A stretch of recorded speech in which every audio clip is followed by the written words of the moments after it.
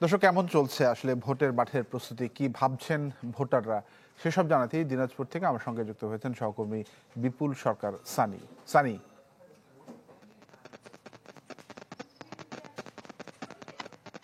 তানভীর, আপনি যেমনটি রিপোর্টটি শুনছিলেন, প্রথমবারের মতো দলের চেয়ারপারসন বেগম খালেদা জিয়াই এই আসনে প্রার্থী হয়েছেন এবং এর আগেও তার বড় বোন এই আসনে প্রার্থী ছিলেন এবং তিনবার প্রার্থী এখানে তিনি সংসদ সদস্য ছিলেন। এর মধ্যে দুইবার নির্বাচিত এবং একবার সংরক্ষিত। এবং সেই সময় কিন্তু ব্যাপক উন্নয়ন হয়েছিল এই জেলায় এবং এইবারও তারা এখানে যারা ভোটার রয়েছেন, এখানে যারা নেতাকর্মী রয়েছেন, তারা কিন্তু মনে করছেন যে এইবারও যেহেতু চেয়ারপারসন নিজেই এখানে প্রার্থী হয়েছেন, ফলে এখানে তাদের আশা আকাঙ্ক্ষার প্রত্যাশাটি ছিল সেটা পুরো হবে। আমরা এখানে পিছনে আমার কিছু ভোটার রয়েছেন, তাদের সাথে আমরা প্রথমে কথা বলি। আপনি আমাকে একটু জানাবেন যে এখানে তো চেয়ারপারসন নিজে প্রার্থী হয়েছেন, তো আশার কতটুকু প্রতিফলন হবে? আমরা অনেক আশাবাদী। দিনাজপুরে বিএনপি চেয়ারপারসন বেগম খালেদা জিয়া নিজে এখানে প্রার্থী হয়েছেন। আমরা অনেক দিনাজপুরবাসী এটা নিয়ে অনেক গর্বিত গর্ববোধ করি এবং অনেক আশাবাদী এবং দিনাজপুরের অনেক উন্নয়ন হয়ে এই আশা ব্যক্ত করি। আমরা অনেক কাজ করছি এবং বিপুল ভোটেরই এই দিনাজপুরে বিজয়ী হবে। এবং আমরা দিনাজপুরে এর আগে ওনার বড় আপা ছিল এবং উনি অনেক কাজ করছে উন্নয়ন দিনাজপুরের জন্য এবং উনি আরো অনেক বেশি কাজ করবে, এই আশা আমরা অনেক খুশি এখানে দিনাজপুরবাসী। আরেকজন ভোটারের কাছে জানতে চাচ্ছিলাম, আপনার প্রত্যাশাটা কি রকম? আমার প্রত্যাশাটা এরকম, বেগম খালেদা জিয়া তো এবার ইনশাল্লাহ এখানে জিতবে, বিপুল ভোটে জিতবে। এর পাশাপাশি উনি জিতলে আমাদের দিনাজপুরবাসী যেটা চাওয়া,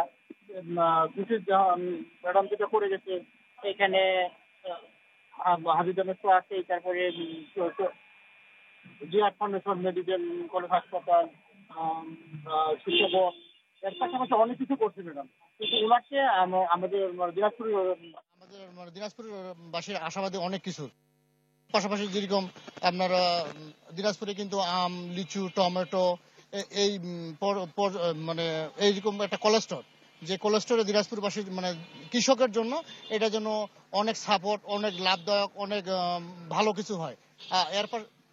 এর পাশাপাশি দিনাজপুর, উত্তরবঙ্গের দিনাজপুরের মধ্যে সব থেকে চিকন ধান যেটা, এই ধান মানে সবকিছু বাজারজাত যেন ভালোভাবে থাকে, এইটাও যেন ম্যাডাম আমাদের পাশাপাশি দেখে আর কি। তারপর কৃষি অর্থনীতির উপর গড়ে উঠেছে দিনাজপুর এবং আমাদের সাথে আছেন একজন অর্থনীতিবিদ মোহাম্মদ হাবিবুল ইসলাম। স্যারের কাছে একটু জানতে চাচ্ছিলাম, স্যার, কৃষি অর্থনীতির উপরে দিনাজপুর জেলা গড়ে উঠেছে, এই অর্থনীতির প্রত্যাশাটা কিরকম? এখানে আসলে আমরা যেটা দেখেছি যে দেশে একটা কৃষি নীতি থাকলেও সেটা সুষ্ঠু বাস্তবায়ন আমরা হতে দেখি না। একটু আগেই উপস্থাপক যেটা বলছিলেন যে দিনাজপুর একটা কৃষিভিত্তিক এলাকা এবং দেশের অন্যতম ধান, চাল সরবরাহকারী এলাকা। পাশাপাশি এখানে বেশ কিছু গুরুত্বপূর্ণ শস্য যেমন আলু প্রচুর পরিমাণে উৎপাদিত হয়। আমরা দিনাজপুরের লিচুর সুখ্যাতি জানি, আমরা আমের কথা জানি। কিন্তু দুঃখজনক যে ব্যাপারটা হচ্ছে যে কৃষকরা কিন্তু এখানে এই যে তারা যে মাথার ঘাম পায়ে ফেলে উৎপাদন করছে, তারা কিন্তু সঠিক মূল্যটা পাচ্ছে না। এখানে সরকারি পর্যাপ্ত সংরক্ষণাগার নেই যেখানে তাদের উৎপাদিত শস্যটা তারা একটা নির্দিষ্ট সময়ের জন্য রাখবে।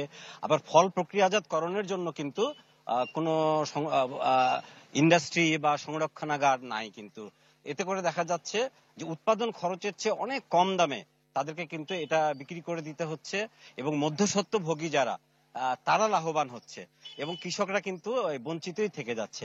আমরা যদি আজকের কথাই বলি যে সরকার নির্ধারিত আলুর মূল্য প্রতি কেজি 22 টাকা, সেখানে 10-11 টাকায় আলু বিক্রি হচ্ছে। এই যদি অবস্থা হয়, এবং আমরা অন্যান্য অনেক শস্যের কথাও দেখেছি যে কৃষকরা ক্ষোভে সেটা বিক্রি না করে রাস্তায় ফেলে দিয়েছে।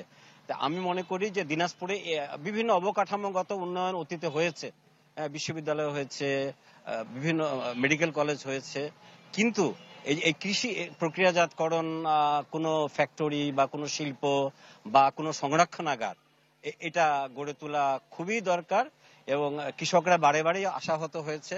আগামীতে যেন তারা আশাহত না হয় এরকম পদক্ষেপ গ্রহণ করা হবে, এটাই আমি আশাবাদ ব্যক্ত করছি।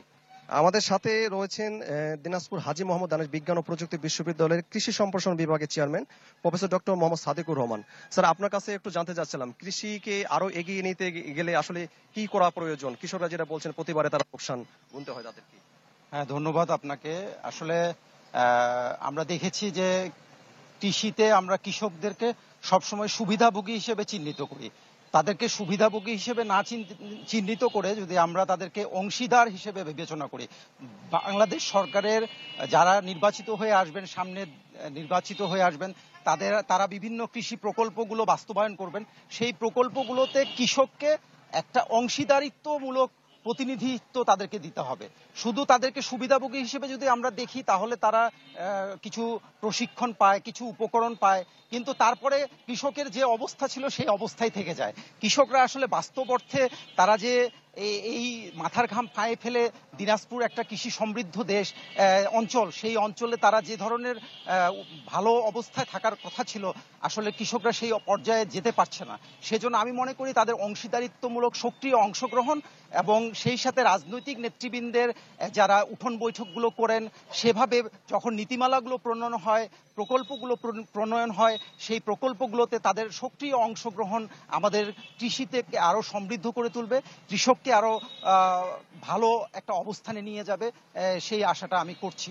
বিশেষ করে তাদের অ্যাক্টিভ পার্টিসিপেশন, তারা যাতে সক্রিয় অংশগ্রহণ করে অংশীদারিত্বটাকে বজায় রাখতে পারে, এটি আমাদের হয় না। তারা প্রায়ই শুধুমাত্র উপকরণ নিতে আসে আর এই ধরনের প্রশিক্ষণ নিয়েই চলে যায়, কিন্তু বাস্তবে এবং কৃষি অঞ্চল হিসেবে এখানে যে ধরনের হিমাগার থাকা দরকার, আসলে যেমন সবজির হিমাগার থাকা দরকার, অন্যান্য কৃষি মানে আপনার প্রযুক্তির মানে প্রসেসিং সেন্টার থাকা দরকার, সেই সেন্টারগুলো কিন্তু আমাদের অপ্রতুল এবং সেগুলো আমাদের বিশেষভাবে বিশেষ বিশেষ জায়গাগুলোতে, যেগুলোতে যেমন বিরল সবজি উৎপাদনের ক্ষেত্রে বীরগঞ্জ এবং অন্যান্য যে জায়গাগুলো আছে সেগুলোতে গুরুত্বের সাথে বিবেচনা করে এই জায়গাগুলোতে আমাদের কিছু কৃষি আমাদের সেন্টার দরকার, প্রসেসিং সেন্টার দরকার, যেগুলোর মাধ্যমে তারা ভ্যালু এডিশন করতে পারে।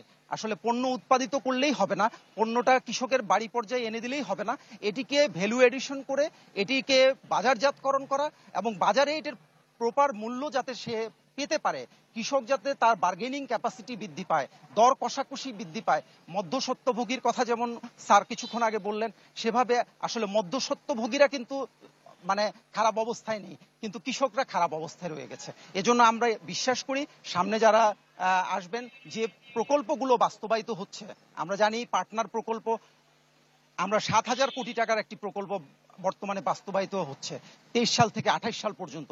এই প্রকল্পগুলো 7,000 কোটি টাকার প্রকল্পের বাস্তবায়িত রূপ যদি কৃষকদের মাঝে সবাই পায়, তাহলে উত্তম কৃষি চর্চা থেকে শুরু করে নিরাপদ ফসল উৎপাদন থেকে শুরু করে পুষ্টির চাহিদা থেকে শুরু করে সকল ক্ষেত্রে কৃষকরা কিন্তু স্বাবলম্বী হতে পারে এবং কৃষকদের ভাগ্য পরিবর্তন হতে পারে। আমরা চাই কৃষকদের ভাগ্য পরিবর্তন হোক। কৃষি সম্প্রসারণের একজন ছাত্র হিসেবে, ক্ষুদ্র শিক্ষার্থী হিসেবে আমি মনে করি কৃষকদের ভাগ্য পরিবর্তন সামনের দিনে একটি চ্যালেঞ্জ। কৃষি বদলালে বাংলাদেশ বদলে যাবে, কৃষির উন্নয়ন হলেই বাংলাদেশের মানুষের জীবনযাত্রার মান উন্নয়ন হবে। ধন্যবাদ। যে আপনি যেমনটা শুনছিলেন, যেমন স্যাররা বলছেন, আমি যদি আপনাকে একটু তথ্য জানাই যে দিনাজপুরে প্রায় 700 থেকে 800 কোটি টাকা শাকসবজি উৎপাদন হয়, লিচুর উৎপাদন হয় 900 থেকে 1000 কোটি টাকা এবং ধানের উৎপাদন হয় 8500 কোটি টাকা, টমেটোর উৎপাদন, আমের উৎপাদন প্রায় 500 কোটি টাকা। ফলে এই জেলা কিন্তু একদম কৃষি অর্থনীতির উপর নির্ভর এবং এইখানে যারা ভোটার এবং যারা রয়েছেন তারা বলছেন যে আগামীতে যারা সরকার গঠন করবেন তারা যেন কৃষির বিষয়টাকে বেশি করে গুরুত্ব দেয়। তানভীর। সানি, ধন্যবাদ আপনাকে। বিপুল সরকার সানি জানাচ্ছিলেন দিনাজপুর থেকে।